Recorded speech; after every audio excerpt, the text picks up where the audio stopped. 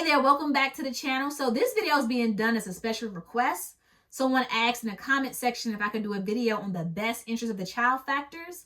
And so if you're watching this video, this is just for you and for a few others as well. If you're new to the channel, welcome. My name is Nasheia Smith, and by day I'm an attorney, do family law. However, I'm kind of transitioning to do a little bit more estate planning, but I still do some family law. And I love to help people. I love to help those who are representing themselves in court, specifically those who are going to court against a narcissist. And I desire to post videos on a weekly basis, but y'all please forgive me, it has not happened. And I just have to be more realistic about what I can do. So I thought I could do it on a weekly basis, but it seemed like it's not happening. So I just try to post the videos when I can. I'm gonna just say that for now, okay? Until I can kind of get a little bit more sense of what I can realistically commit to. So whenever I can, I try to post videos that help those who are representing themselves in court against a narcissist. We know attorney fees are high, and so can't always afford that. But that does not mean you should not get some help, okay? So, but that being said, we want to talk through the factors, okay? Go through the factors, okay? So, I'm licensed in the state of Maryland, okay? So, don't take this video as legal advice. Please do not listen to this video like, you know what, this is advice for me. I'm going to take it and run with it. I would encourage you to schedule at least a consultation with an attorney in your jurisdiction so that you can get some independent legal advice, meaning advice that is specific to your situation, right? Applying the law to your specific set of facts, okay? You don't want to just get information you get online and just apply it, okay? So at least schedule a consultation with an attorney to talk through your situation. All right. With that being said, here are the best interests of the child factors. And this is what I'm going to explain. This is actually public information. So if you go on Google and you Google People's Law Library, you'll see the same article that I'm looking at, right? Because again, I want to give you resources that can help a person who have to represent themselves. So after this video, if you want to read more, go on Google, type in Maryland best interest of the child factors, and you can find them for yourself to read more. Okay, so we're going to go through them, okay? And I think what I'm going to do is go through them and kind of just give some examples of this would look like, okay? All right, so number one,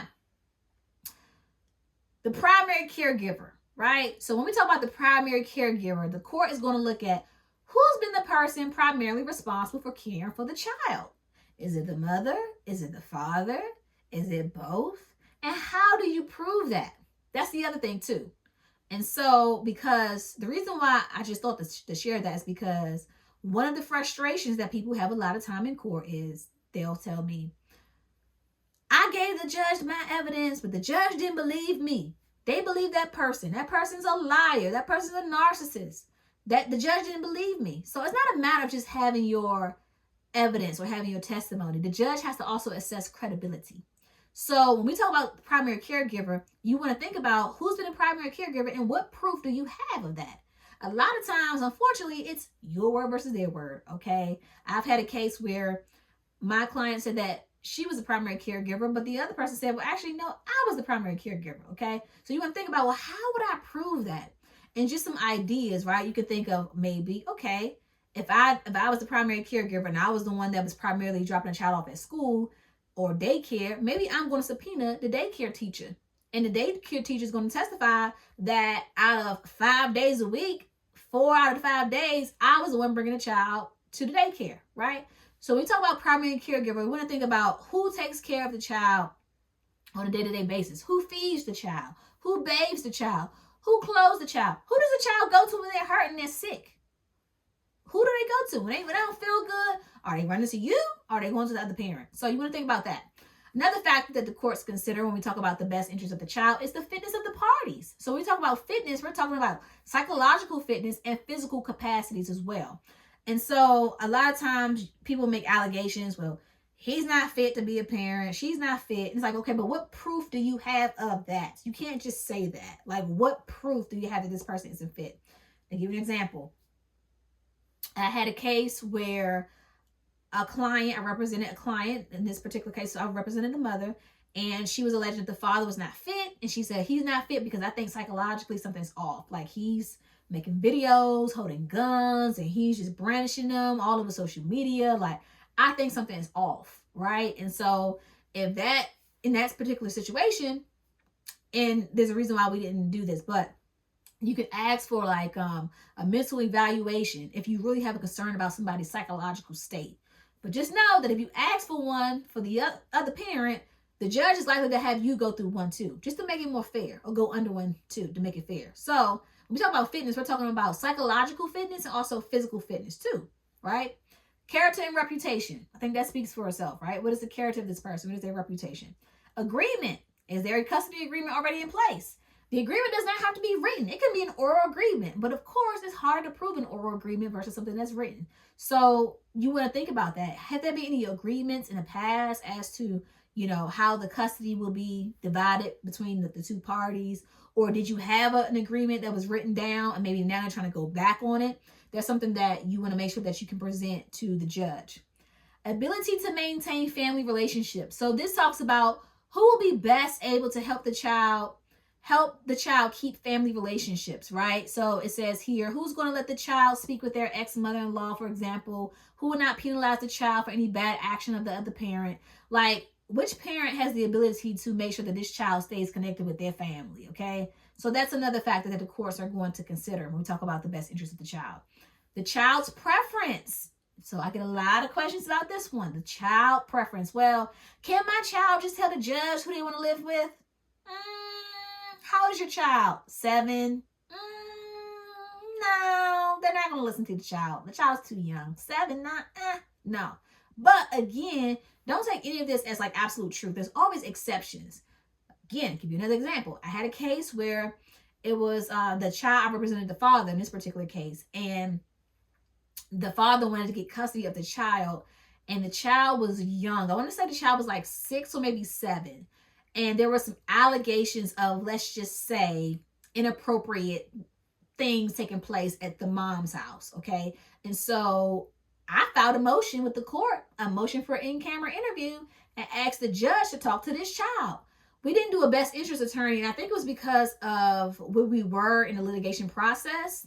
And I think also it was because we were thinking about it from like a financial perspective. Like, I don't think the father could afford to pay for a best interest attorney, right?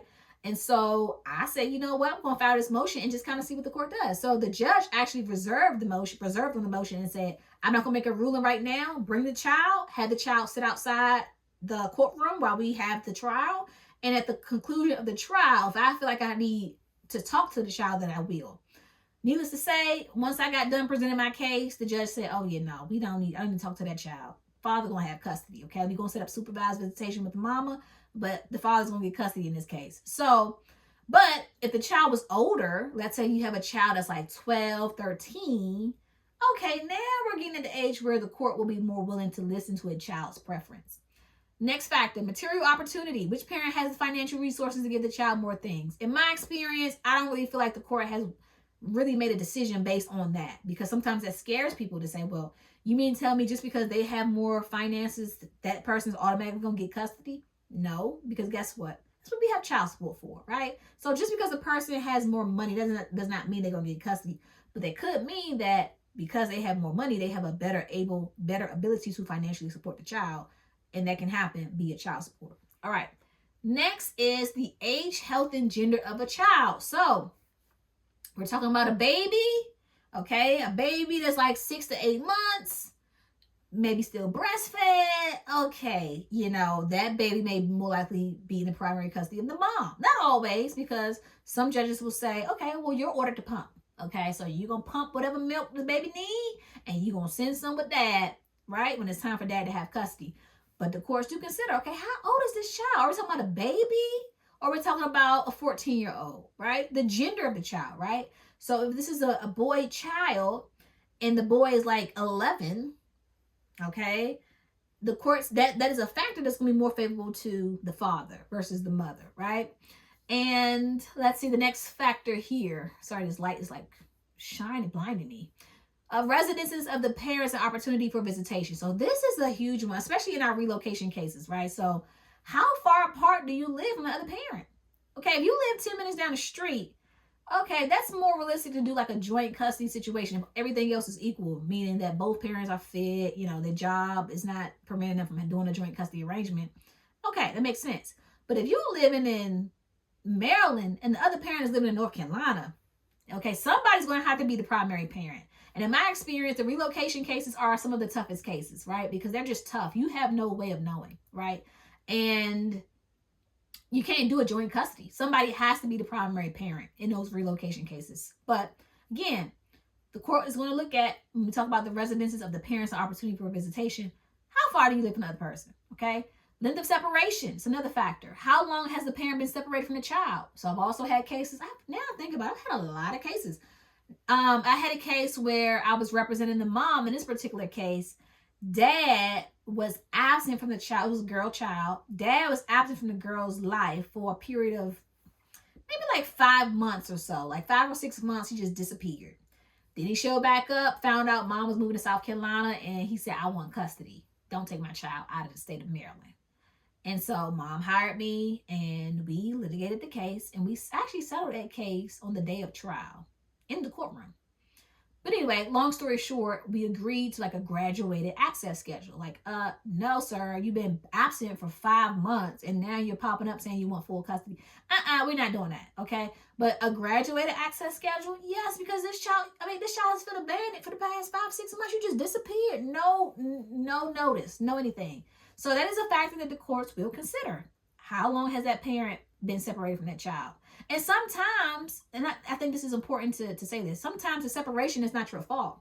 Sometimes the separation can be because that other parent has denied you access and now this child hasn't seen you for 2 years. But the court does not want to penalize the child because of the wrongdoing of the parent, because again, the court's job is to do what's in the best interest of the child, even if that means it may not be fair to the parties, okay? So going along to the next factor, any prior abandonment or surrender of custody. So I kind of talked about that at first when I talked about the parent who kind of just disappeared for like 5 to 6 months. Religious views is another factor, and then disability. Okay, so and when we talk about religious views, it says these will be important in the court's decision only if you can show that religious views affect the physical or emotional well-being of the child. And for disability, a party's disability is only relevant to a custody decision if the disability affects the best interest of the child. So again, like I said, these are the best interest of the child factors. This is what I'm reading from is based in Maryland. So, again, if you have questions about your particular jurisdiction, I will highly, strongly encourage you to reach out to an attorney in your jurisdiction and contact the local bar association too. Go on Google and Google Bar Association and fill in your jurisdiction and contact them to see if you can get some information about where you can find free legal services or discounted low bono, what we call it, low bono legal services that can help you in your situation. And if this video was helpful, please let me know. Hit me know by hitting the like button. Also, let me know if you'll be interested, because I'm putting together a resource for people who have to represent themselves in court. It's a binder. It would be like a trial binder. If you're interested in that, let me know by hitting the like button. Also, let me know in the comment section. So in the binder, it's going to have templates. It's going to have just like how you should set up your binder. A lot of helpful information, right? So again, it's not jurisdiction specific. So it's not going to have like the statutes in your jurisdiction or anything like that. But it's going to be helpful to kind of help you stay organized.